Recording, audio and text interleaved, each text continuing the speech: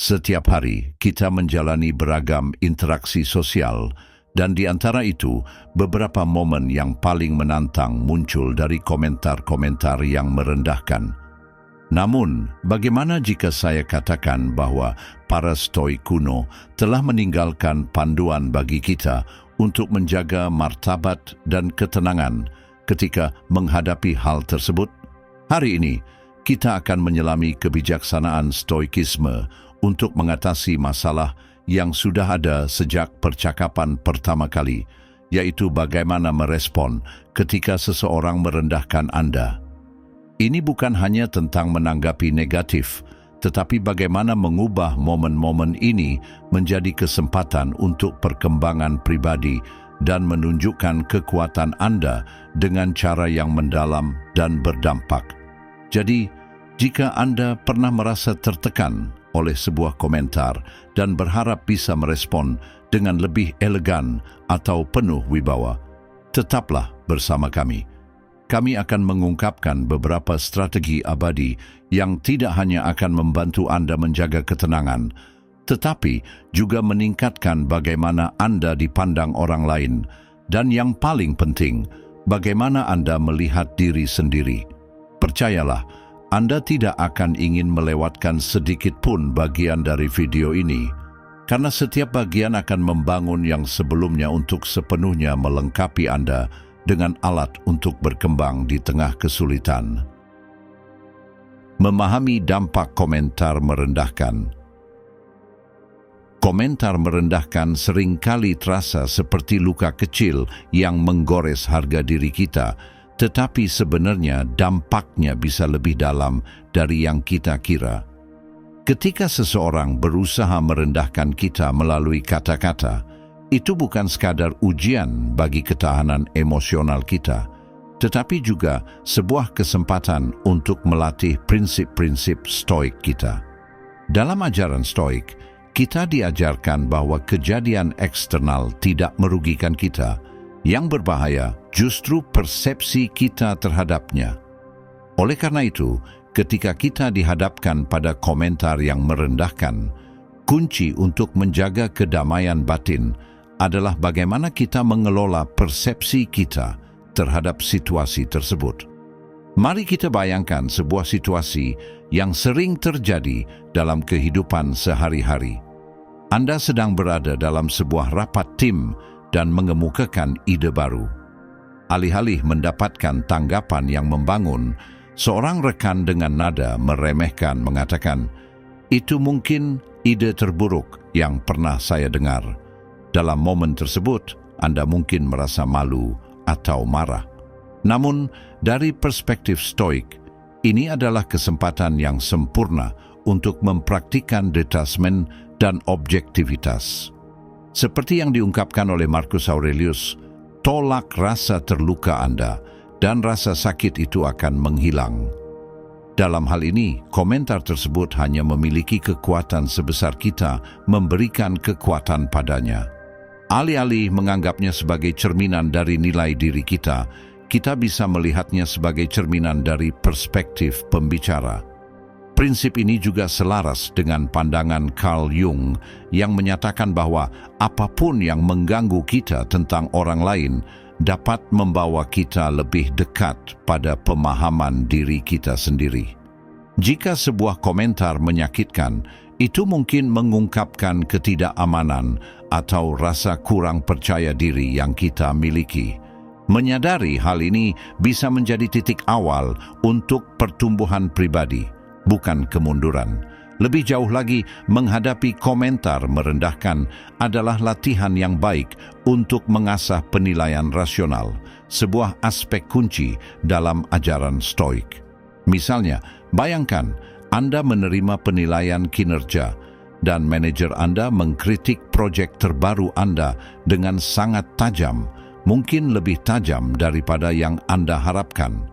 Alih-alih bereaksi dengan defensif, cobalah untuk meluangkan waktu untuk menganalisis umpan balik tersebut. Apakah ada kebenaran dalam kritik itu? Apakah ada ruang untuk perbaikan diri? Atau apakah kritik tersebut berlebihan? Di sini, nasihat Aristoteles berperan, adalah tanda pikiran terdidik untuk bisa menyambut sebuah pemikiran tanpa harus menerimanya. Dengan mengevaluasi umpan balik secara kritis, Anda dapat memutuskan apakah itu konstruktif atau hanya kritik yang tidak berdasar. Pilih untuk berkembang dari pengalaman tersebut, alih-alih merasa terburuk karena itu. Menanggapi komentar merendahkan dengan kelembutan dan pemahaman. Menghadapi komentar yang merendahkan dengan kelembutan dan pemahaman juga melibatkan pengakuan terhadap motivasi yang mendasari komentar tersebut. Seringkali, komentar seperti ini berasal dari ketidakamanan orang lain atau upaya untuk menunjukkan kekuasaan. Menyadari hal ini dapat mengubah pandangan kita dari merasa menjadi korban menjadi lebih memahami. Ini bukan berarti membenarkan perilaku mereka, tetapi lebih melihatnya sebagai manifestasi dari masalah mereka, bukan masalah kita. Dengan mengamalkan respons seperti ini, kita mewujudkan prinsip stoik tentang keseimbangan dan ketahanan. Setiap komentar yang merendahkan kemudian bertransformasi dari potensi luka menjadi pelajaran yang berharga. Itu mengajarkan kita tentang kerentanannya, namun juga tentang kemampuan kita untuk berbelas kasih, bersabar, dan berkembang. Hal ini memperkuat kemampuan kita untuk tetap tenang di bawah tekanan dan menjaga integritas meskipun dihadapkan pada tantangan. Strategi 1. Meminta mereka mengulanginya.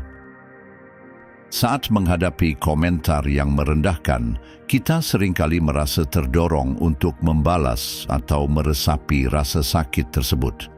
Namun, salah satu strategi stoik yang efektif untuk menangani situasi semacam ini terbilang sederhana, namun sangat berdampak.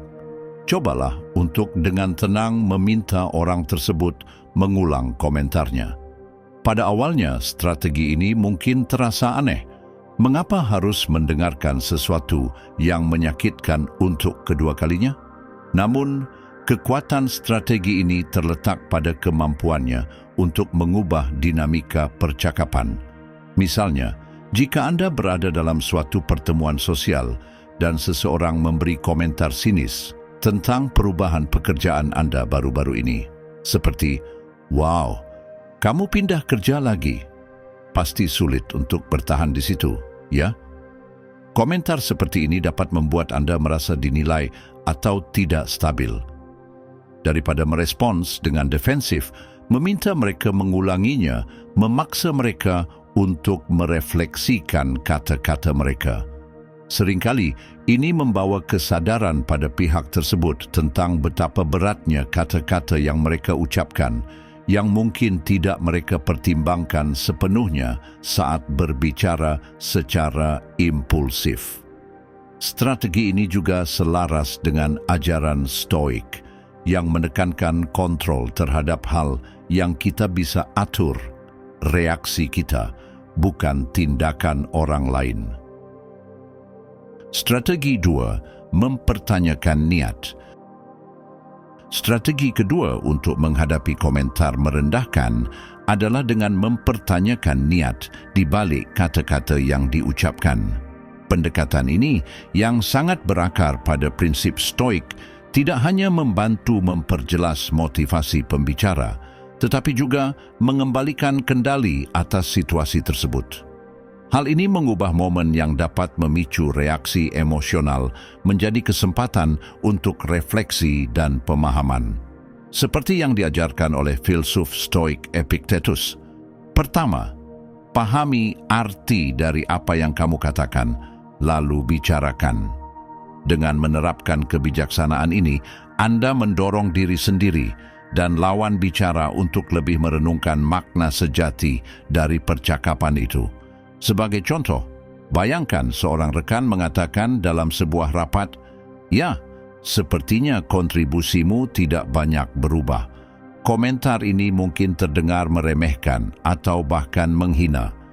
Namun dengan bertanya, "Apa maksudmu dengan itu?" Atau, apakah kamu bermaksud mengatakan bahwa kontribusiku tidak berharga? Anda memberi kesempatan bagi pembicara untuk berhenti sejenak dan mempertimbangkan dampak serta kebenaran dari pernyataan mereka. Ini bukan hanya mengalihkan perhatian pada mereka, tetapi juga memberi ruang bagi mereka untuk memperbaiki atau merefleksikan alasan di balik komentar tersebut. Keefektifan strategi ini terletak pada sifatnya yang langsung, tetapi tidak konfrontatif. Metode ini mirip dengan teknik pertanyaan Sokratik yang digunakan oleh Sokrates untuk menantang asumsi dan mendorong pemikiran lebih dalam. Dengan mempertanyakan niat di balik sebuah komentar, Anda menerapkan metode ini dalam kehidupan sehari-hari, menciptakan dialog yang lebih bijaksana dan mencegah ucapan ceroboh. Selain itu, strategi ini membantu mengungkapkan masalah yang mungkin tidak segera terlihat. Sebagai contoh, jika seorang teman membuat komentar yang terkesan keras mengenai keputusan Anda baru-baru ini, bertanya, "Apa yang membuatmu mengatakan itu?" bisa mengungkapkan kekhawatiran yang sebenarnya mereka rasakan, namun tidak diungkapkan dengan jelas. Mungkin mereka khawatir tentang Anda dan mengungkapkannya dengan cara yang kurang tepat. Dalam hal ini, pertanyaan Anda bisa mengubah momen yang berpotensi menimbulkan konflik menjadi kesempatan untuk saling pengertian dan perhatian. Strategi 3. Merangkul keheningan. Strategi ketiga dalam menghadapi komentar merendahkan adalah merangkul keheningan, yang bisa jadi merupakan respons paling dalam dan terinspirasi oleh stoikisme. Ini adalah praktik yang syarat dengan kebijaksanaan pengendalian diri, menekankan kekuatan dalam tidak memberikan respons. Keheningan bukanlah tanda kelemahan atau penerimaan, melainkan sebuah pilihan yang disengaja yang mencerminkan kekuatan dan pengendalian diri. Bayangkan Anda sedang terlibat dalam diskusi yang memanas, di mana ketegangan semakin meningkat. Seseorang melontarkan komentar tajam mengenai penilaian atau kemampuan Anda dengan cara yang terasa sangat pribadi dan menusuk. Pada saat seperti itu, dorongan untuk membalas bisa sangat kuat. Namun memilih untuk diam dapat menjadi langkah yang lebih kuat. Ini memberi Anda kesempatan untuk mundur sejenak, menjaga kedamaian batin, dan mencegah situasi menjadi lebih buruk. Keheningan ini memberi ruang bagi orang lain untuk merenungkan kata-kata mereka, bahkan mungkin menyadari betapa keras atau tidak tepatnya komentar mereka. Keheningan sebagai strategi sangat sejalan dengan ajaran Plato tentang keharmonisan jiwa. Plato meyakini bahwa jiwa yang paling sehat adalah jiwa yang anggotanya berada dalam keharmonisan, bukan dalam konflik. Dengan memilih untuk tidak merespons provokasi, Anda menjaga keharmonisan internal dan tidak membiarkan kekuatan eksternal mengganggu kedamaian batin Anda. Penyesuaian antara tindakan dan nilai sangat penting dalam stoicisme yang menilai konsistensi antara keyakinan dan perilaku. Selain itu, merangkul keheningan dapat berfungsi sebagai cermin bagi pembicara, memantulkan kata-kata mereka kembali kepada mereka. Dalam keheningan yang mengikuti komentar keras, kata-kata tersebut bisa menggantung di udara, memberi kesempatan bagi pembicara untuk mendengarkan kekasaran mereka sendiri dan mempertimbangkan dampaknya. Momen refleksi ini mungkin terasa tidak nyaman, tetapi seringkali ini adalah yang dibutuhkan untuk pertumbuhan pribadi dan kesadaran. Keheningan juga mencerminkan gagasan stoik untuk tidak dipengaruhi oleh penilaian atau pendapat eksternal. Ini adalah latihan untuk fokus pada apa yang benar-benar penting, yaitu nilai-nilai dan penilaian Anda sendiri, bukan apa yang dipaksakan oleh orang lain. Dengan tetap diam, Anda menyampaikan bahwa komentar tersebut tidak pantas mendapatkan respons, bahwa itu terlalu rendah martabat Anda untuk terlibat dalam negativitas semacam itu. Non-reaksi ini adalah pernyataan tentang nilai-nilai Anda, menunjukkan ketidakpedulian stoik terhadap provokasi kecil. Dari sudut pandang psikologis, memilih untuk diam bisa dilihat sebagai latihan dalam menetapkan batasan. Carl Jung, yang mendalami psikologi manusia, mungkin akan menyarankan bahwa dalam keheningan, kita tidak hanya menjaga pikiran sadar kita, tetapi juga memberi penghormatan pada proses bawah sadar yang mempengaruhi reaksi kita. Dengan tidak langsung merespons, kita memberi ruang untuk memproses dan merespons dengan cara yang lebih sejalan dengan nilai-nilai terdalam kita, bukan emosi sesaat. Selain itu, keheningan bisa menjadi senjata strategis dalam konteks profesional. Misalnya, dalam negosiasi atau rapat, mempertahankan keheningan saat menghadapi komentar merendahkan bisa mengubah dinamika percakapan. Keheningan tersebut seringkali memaksa pihak lain untuk mengisi ruang yang kosong, yang terkadang dapat membuat mereka mundur atau memberikan komentar yang lebih konstruktif. Menggunakan keheningan memberi Anda kesempatan untuk mengendalikan dialog dan mengarahkannya ke arah yang lebih positif dan produktif. Merangkul keheningan bukanlah tentang pasrah atau penyerahan diri, melainkan sebuah pilihan aktif yang kuat. Ini adalah tentang memilih kapan untuk berbicara dan kapan untuk membiarkan keheningan berbicara. Pemilihan ini sangat penting karena tidak setiap komentar layak mendapatkan respons. Kadang-kadang respons yang paling kuat adalah tidak memberikan respons sama sekali. Strategi ini menegaskan kembali rasa hormat terhadap diri sendiri dan komitmen untuk berinteraksi dengan standar yang lebih tinggi, yang melampaui konflik kecil dan berfokus pada integritas pribadi serta kedamaian. Sebagai penutup diskusi kita hari ini, mari kita ingat bahwa inti dari stoicisme bukanlah pada teori-teori abstrak, melainkan pada penerapannya dalam kehidupan sehari-hari. Praktik kita dalam berinteraksi, cara kita merespons kritik, mengelola stres, dan merayakan kesuksesan. Disitulah kita benar-benar mewujudkan ajaran-ajaran Marcus Aurelius, Seneca, dan Epictetus. Saya mengajak Anda semua untuk mengadopsi strategi-strategi yang telah kita bahas hari ini dan mengaplikasikannya dalam kehidupan Anda. Perhatikan perubahan yang terjadi, baik dalam diri Anda maupun dalam cara orang lain merespons Anda. Terima kasih telah meluangkan waktu untuk bergabung dengan saya dan menjadi bagian penting dari esensi stoik. Setiap pertanyaan yang Anda ajukan, setiap pemikiran yang Anda bagi, tidak hanya membantu perkembangan diri Anda, tetapi juga memperkuat komunitas kita secara keseluruhan.